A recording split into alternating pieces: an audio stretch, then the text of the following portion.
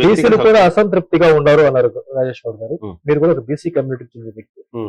Present YSR Congress పార్టీలోని ఎమ్మెల్యేలు, మంత్రులు బీసీ సామాజిక సాధికారిత యాత్ర చేస్తూ రాష్ట్రంలో బీసీల రాజకీయ ఎదుగుదలను చూసింది ఒక జగన్ గారే అంటూ ప్రకటన చేస్తున్నారు.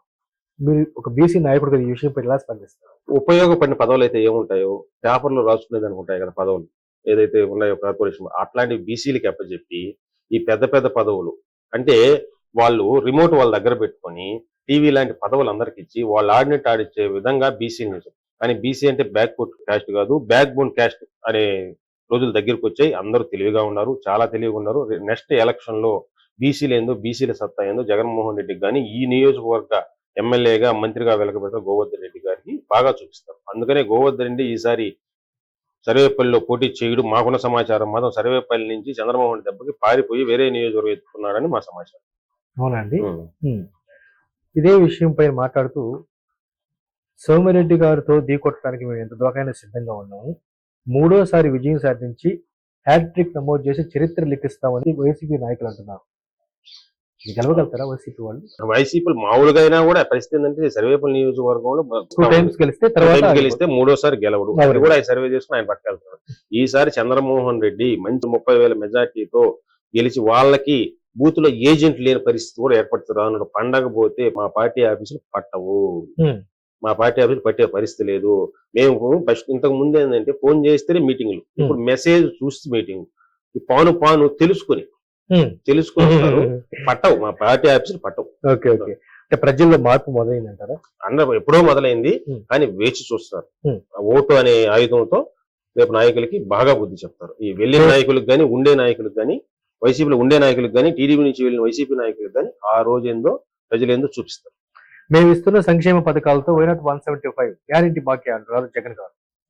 ఆయన ఎలక్షన్ సవ్యంగా చేసి పులివెందుల గెలవము, బీటెక్ రవి గారి మీద పులివెందుల గెలిస్తే హ్యాట్సాప్. అంతేనా? సో మొత్తానికి రానున్న కాలంలో మీ సర్వేపల్లి నియోజకవర్గంలో తెలుగుదేశం పార్టీలోకి చేరిక బలంగా ఉండే అవకాశం ఉంది. బలంగా ఉంది. ఈ విధంగా మీరు సంప్రదింపులు చేస్తున్నారు? సంప్రదింపులు ఏం లేదు, కానీ జనాల మాటల్లో అర్థం ఉంది. ప్రతి పంచాయతీలో 2 వర్గాలు వాళ్ళు విభజించి పాలించారు. ఒకటైతే చెప్తున్నా సూటిగా, వాళ్ళు అయితే ఎవరు ఏమైనా మీ పార్టీ కోసం మీ పార్టీని పొగుడుకోండి, టీడీపీని విమర్శించండి, వ్యక్తిగత విమర్శలకు రావద్దు. రేపైతే ఏ రోజైతే మా చంద్రమోహన్ రెడ్డి పనితనం వ్యక్తి కాబట్టి మీ ఆటలు సాగుతున్నాయి, పగతనం లేని వ్యక్తి, రేపు మీ నాయకుడైతే నియోజకవర్గం మారిన రోజు మీ పరిస్థితి ఎలా ఉంటారో ఒకసారి తెలుసుకొని మీరు అవాకు చవాకులు మాట్లాడడం ఆపితే చాలా బాగుంటుంది నా మనవి. బాబు షూరిటీ భవిష్యత్తు గ్యారెంటీ ఎలా జరుగుతుంది సార్ రాజేష్ గారు? చాలా బాగా జరుగుతుంది. ఆశ్చర్య విషయం ఏంటంటే కొన్ని గ్రామాల పేర్లు చెప్పను, కానీ కొన్ని గ్రామాలకు వెళితే వాలంటీర్లుగా ఉన్నోళ్ళు, సర్పంచ్లుగా ఉన్నోళ్ళు ఇంటికి పిలిచి టీ ఇచ్చి, ఇప్పుడు మన ముత్తూరు మండలం అయితేనే టీవీ కూడా మళ్ళీ టీ ఇచ్చి కూర్చోబెట్టి వాలంటీర్లే పిలిచి, అమ్మ ఎందుకులే అమ్మ పిలవబాక, పిలిస్తే నీకేమన్నా ఏం ఇబ్బంది అన్నా, 5,000కి ఏమవుద్ది, ఒక చీర 5,000 అనా, ఆ చీర 5,000కి రాదు, ఏదో ఉన్నావు చేస్తున్నాం అని వాళ్ళే పిలిపించి ఇళ్లలో కూర్చోబెట్టి భవిష్యత్తు గ్యారెంటీ చేశారు. చాలా ఆశ్చర్యంగా ఉంటుంది అసలు, ఎంత బాగుందంటే అంత బాగుంది. వాళ్ళ ఫోన్లు అడిగి తీసుకొని ఓటీపీ చేసుకుంటున్నారు. తెలుగుదేశం పార్టీకి విధి లేని పరిస్థితుల్లో అంటే ప్రజలు ఫోన్లు అడుక్కుంటున్నారు అని చెప్పి అధికార పార్టీ నాయకులు అంటారు కాదా? ఫోన్లు అడుక్కోవడం వాళ్ళకి తెలియని విషయం అదే. ఫోన్ ఓటీపీ అంటే ఎవరు ఈ రోజు వాళ్ళు తెలుసు కాబట్టి ఒక భరోసా. వీళ్ళ గాలి మాటలు చెప్పట్లా చంద్రబాబు నాయుడు కానీ చంద్రమోహన్ రెడ్డి గాలి మాటలు చెప్పట్లా. వాళ్ళు ఏంటంటే ఇస్తాం చేస్తామని గాలి మాటలు చెప్పి నవరత్నాలు ఎగిరిపోయినాయి. వీళ్ళకి మనము ఒక భరోసా ఇస్తాం, నీకేం వస్తుందని ఓటీపీ రూపంలో ఒక బాండ్ పేపర్. జనసేన పవన్ కళ్యాణ్ అయితేనేమి, చంద్రబాబు నాయుడు గారు అయితే ఎవరు ఉన్నారో వాళ్ళు సంతకాలు చేసి, ఆ బూత్ ఏజెంట్ అయితే ఎవరు ఉన్నారో వాళ్ళు సంతకాలు భరోసాతో ఇస్తున్నారు. ఆ భరోసా కల్పించారు. ఆ గాలి మాటలు నవరత్నాలు దీనికి చాలా తేడా ఉంది. అంతే అంటారా? సో మొత్తానికి సోమిరెడ్డి గారి విజయం ఖాయం అంటున్నారు మీరు. మరి ఆయన ఎలక్షన్ లో విజయం కొరకు మీరు ఎలాంటి ప్రణాళికలతో ముందుకు వెళ్తారో తెలుసుకోవచ్చు రాజేశ్వర్ గారు. చంద్రబాబు గారు చేసిన పనులు రాబోయే కాలంలో ఎలా చేస్తారు, ఏం చేస్తారు, ఇంతకుముందు చంద్రమోహన్ రెడ్డి చేసిన పని మంచి మచ్చలేని నాయకుడు. మనం అయితే ఎప్పుడైతే తప్పు చేయకుండా ఉంటామో అప్పుడు ఎవరికి భయపడలేదు. జాగ్రత్తగా నిదానంగా జనాలకు చెప్పి చాలా జాగ్రత్తగా ఉన్నారు. తనకు చిన్న ఉదాహరణ, ఏదైనా పంచాయతీ ఎలక్షన్ జరిగితే సర్పంచ్ మాత్రం ఓడిపోయి ఉంటాడు, కానీ ఓడిపోయిన సర్పంచ్కి వార్డు నెంబర్లు ఎక్కువ వచ్చినాయి. అంటే జనాలు ఎంత తెలివిగా ఉంటే సర్పంచ్గా ఎవరిని గెలిపించాలా, వార్డు నెంబర్గా ఎవరు గెలిపించాలని జనాలకు చాలా బాగా తెలుసు. అందువల్ల జనాలు ఈసారి మంచి మెజార్టీతో పట్టం కడతారు. ఎన్నో సంవత్సరాలు వెనక్కి వెళ్ళిన సర్వేపల్లి నియోజకవర్గం అయితేనేవి, రాష్ట్రం అయితేనేవి ముందుకు నడిచి అందరికీ భావితరాల భవిష్యత్తు కోసం పాటుపడతారు. సో సర్వేపల్లి నియోజకవర్గం అభివృద్ధి చెందాలి అంటే అది సోమిరెడ్డికే సాధ్యమా? సోమిరెడ్డికి సాధ్యం, సోమిరెడ్డికి చేతనం అవుతుంది. మనకు రోజు నిద్రలేసి ఏ మండలానికి పోయిన రోడ్డు అబద్ధమా?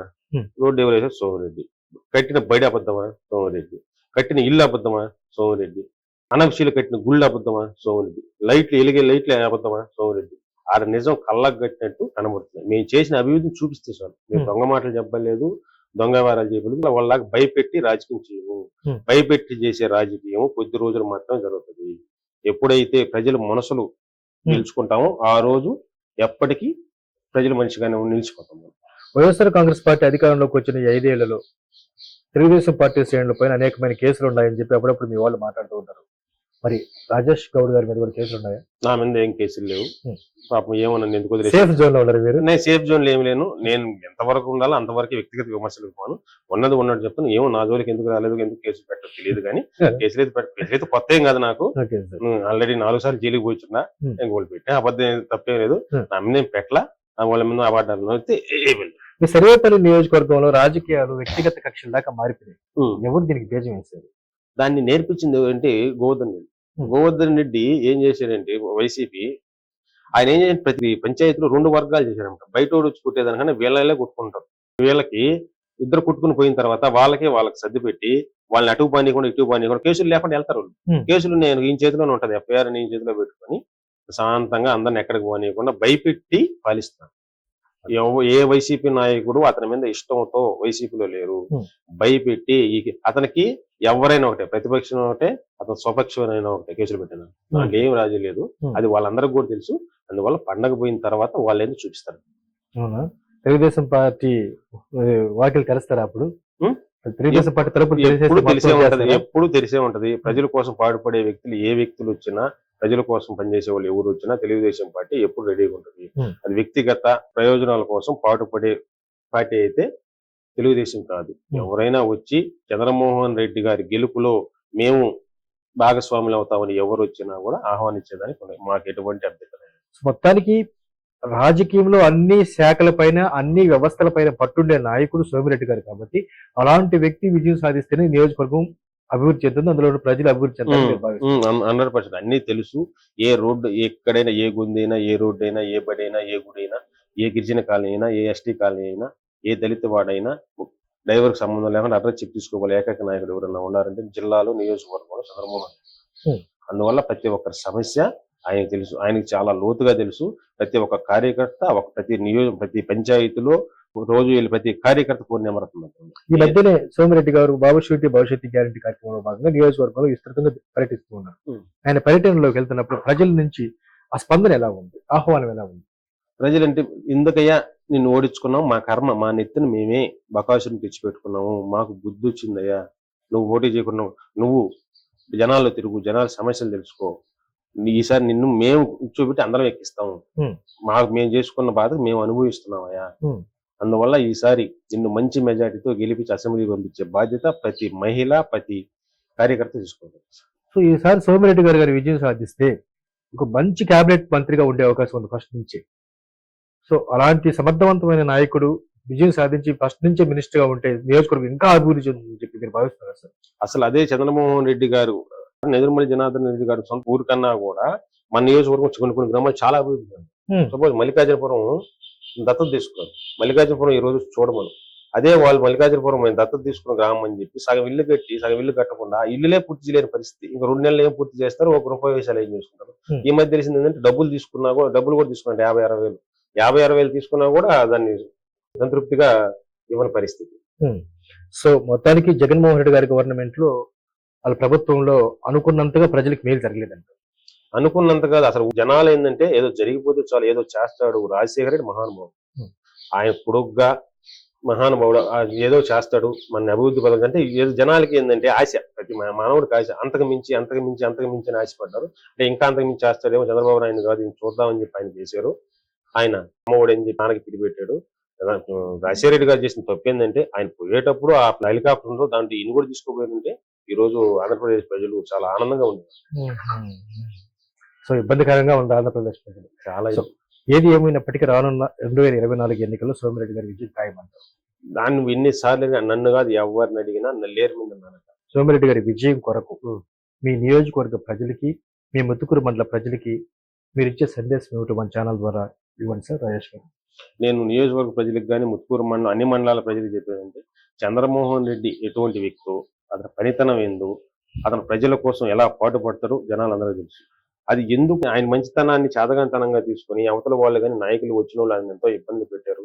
ఆయన నా జీవితం సర్వేపల్లికే అంకితం, లేదు ప్రజలకు సేవ తప్ప నేనేం బంగ్లాలు కట్టుకోలేదు, కరోనా ప్యాలెస్లు కట్టుకోలేదు, ప్రజల కోసమే ఉన్న ఆస్తులు అమ్ముకొని నా బిడ్డలకి ఏమి లేకుండా పెట్టాను. ఇంకనైనా మీకు సేవ చేసుకునే భాగ్యం కల్పించి నా గెలుపులో మీ అందరి పాత్ర ఉండాలని కోరుకుంటున్నాడు. కాబట్టి చంద్రమోహన్ రెడ్డిని అత్యధికమైన 1988లో ఎటువంటి మెజార్టీతో గెలిచారో అదే మెజార్టీతో గెలిపించి అసెంబ్లీకి పంపించి మంత్రిగా తీసుకొచ్చి మనకి ఏ పని కావాలో ఏ టైంలో అడిగినా చేసే వ్యక్తి, ఏకైక వ్యక్తి ఉన్నారు చంద్రమోహన్ రెడ్డి గారు ఉన్నారు.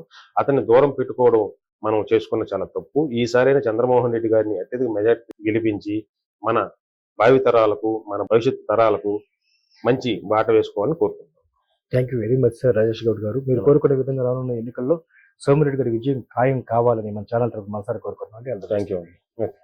ఇదండి తెలుగుదేశం పార్టీ సీనియర్ నాయకులు సోమిరెడ్డి చంద్రమోహన్ రెడ్డి గారిని తన ఆరాధ్య దైవంగా భావిస్తున్నటువంటి ఎలసిరి రాజేష్ గౌడ్ గారి మనోగతం.